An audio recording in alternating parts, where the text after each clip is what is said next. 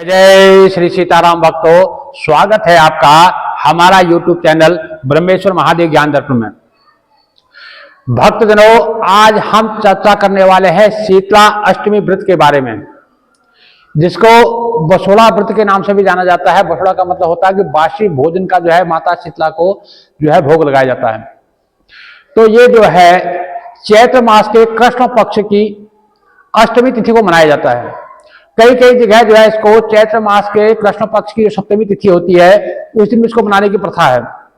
अब मैं आपको बता दूं कि इस बार जो है सप्तमी चैत्र मास के कृष्ण पक्ष की सप्तमी तिथि है वो 31 मार्च रविवार के दिन रात्रि में 9:32 से जो है सप्तमी तिथि प्रारंभ हो रही है और 1 अप्रैल 2024 सोमवार को रात्रि में 9:10 तक जो है सप्तमी तिथि रहेगी।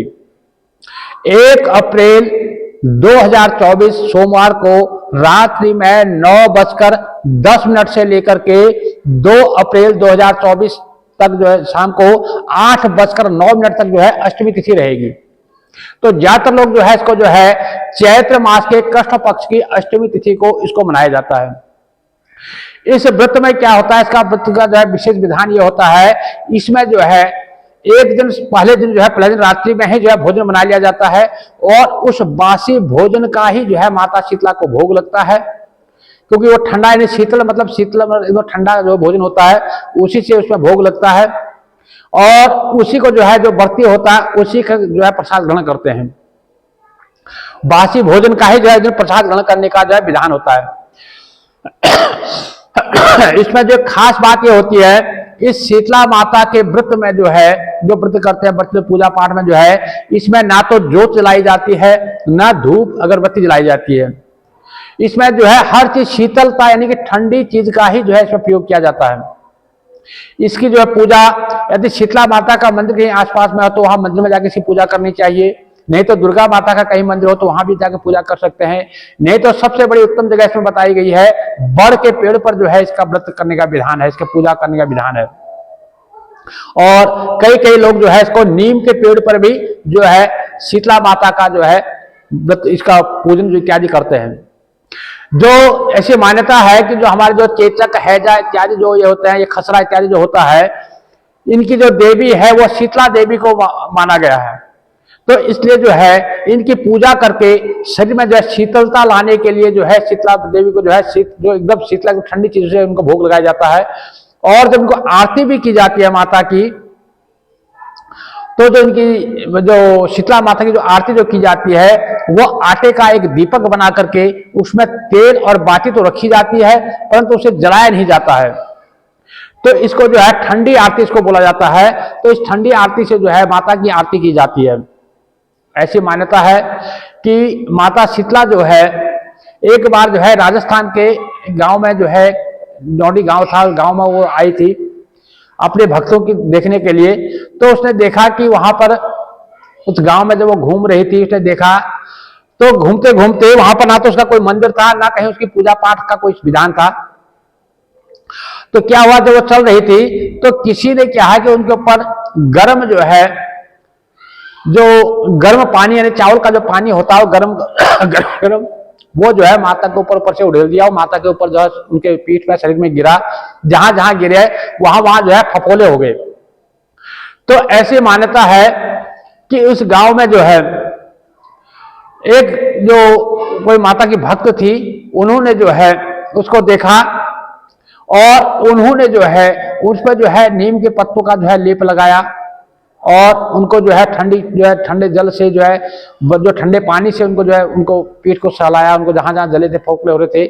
और उनको खाने में दही और बाजरे का जो लापसी जिसको बोलते हैं, राबड़ी कहीं बोलते हैं कहीं लापसी बोलते हैं, जो ठंडी जो है बाजरे के आटे में जो है दही या जो लस्सी इत्यादि मिला करके उसको बनाई जाती है। तो उसके कहीं दूध भी मिला के बनाते हैं, लेकिन वो होती ठंडी है। तो उसको जो है माता को खिलाया गया। तो उससे क्या हुआ कि उनके जो फोगले थे उनको जो तृप्ति हुई। तो उसके बाद से जो है माता शीतला ने जो है उनको ये वरदान दिया कि आज के बाद जो भी शीतल पेय से या शीतल पदार्थों से मेरा भोग लगाएगा, जो है उसकी सारी मनोकामनाएं पूर्ण होंगी। उसके घर में, उसके गांव नगर में जो है जो चेचक है, खसरा इत्यादि जो ये दाने निकल आते हैं, ये नहीं होंगे। तो इनकी शांति के लिए जो है शीतला माता का व्रत किया जाता है। इस व्रत को ज्यादातर जो है उत्तरी भारत में, राजस्थान में और जैसे गुजरात में शायद किया जाता है। तो गुजरात में शायद ये जो है भादों के महीने में इसको बनाने की प्रथा है। और हमारे उत्तर भारत में जो है इसको इस चैत्र के कृष्ण पक्ष की अष्टमी तिथि को मनाते हैं। कोई कोई लोग जो है सप्तमी को मनाते हैं और कोई कोई लोग जो है बैसाख के महीने कृष्ण पक्ष की अष्टमी को मनाते हैं।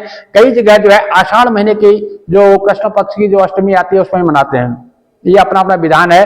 वैसे ज्यादातर मान्यता जो है इस चैत्र मास के जो कृष्ण पक्ष की जो अष्टमी तिथि है इसी की ज्यादा मान्यता होती है। इसको जो है बछोड़ा व्रत भी कहते हैं। बछोड़ा का मतलब बासी भोजन से माता का भोग लगाया जाता है।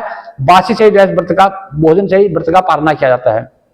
भक्तजनों, हमारा जो इस व्रत के बारे में बताने का जो उद्देश्य हम चाहते हैं कि हमारे भारतवर्ष में कोने कोने में जो भी तीज व्रत इत्यादि मनाए जाते हैं उनके पीछे क्या जो विधान है, क्या उसके पीछे जो हमारा आध्यात्मिक कारण है, क्या उसका वैज्ञानिक कारण है, ये सब जो है मैं सोचता हूं कि जो है ये जन जन तक जो है हमारे सभी सनातन प्रेमी तक पहुंचे।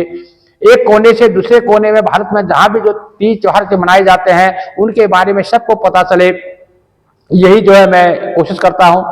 वैसे इसका एक विधान ये भी है, जैसे बासी भोजन का मतलब ये होता है, कहते हैं कि इसके बाद जो है बसंत ऋतु जो है जा रही होती है, आगे ग्रीष्म ऋतु का आगमन होता है, गर्मी आ रही होती है। इसके बाद से कहते हैं कि बासी भोजन बंद कर देना चाहिए। सर्दियों में तो थोड़ा बहुत ठंडा होता है तो बासी भोजन चल जाता है, लेकिन गर्मियों में बासी भोजन, गरिष्ठ भोजन नहीं ग्रहण करना चाहिए। इसका यह भी जो वैज्ञानिक सिद्धांत है कि इस दिन के बाद बासी भोजन जो है, जो माता का भोग लगाने के बाद बासी भोजन जो है खाना बंद कर दिया जाता है। ऐसा भी कहीं कहीं विद्वान है, संतों के मुंह से हमने ऐसा सुना है। भक्तजनों, जो भी टूटी फूटी जानकारी मुझे थी वो मैंने आप तक पहुंचाने की कोशिश करी। इसमें कहीं पर मेरे से कोई त्रुटि हो रही हो उसके लिए आप कमेंट में हमें बता सकते हैं, क्योंकि मुझे पूरी इसके बारे में पूरी जानकारी नहीं है। जितनी मुझे थोड़ी बहुत संतों के मुंह से मुझे जानकारी मिली वो मैंने आप तक जो है शेयर करने की कोशिश की है। भक्तजनों, यदि आप इसके बारे में कोई ज्यादा जानकारी रखते हो तो कमेंट में जो है आप हमें इसके बारे में अवगत कराएं। यदि हमारी वीडियो आपको अच्छी लगती है तो इसको शेयर कीजिए, ज्यादा से ज्यादा लोगों तक जो है इसको शेयर कीजिए और लाइक जरूर कीजिएगा। यदि अभी तक आपने हमारे इस चैनल को सब्सक्राइब नहीं किया तो ये ब्रह्मेश्वर महादेव ज्ञान दर्पण नामक जो हमारा चैनल है इसको सब्सक्राइब कर लीजिएगा। साइड में जो आइकन का जो बटन है उसको दबा लीजिएगा, ताकि आने वाले समय में जो अच्छी अच्छी जो वीडियो है वो सबसे पहले आप तक पहुंचे। जय जय श्री सीताराम भक्तों।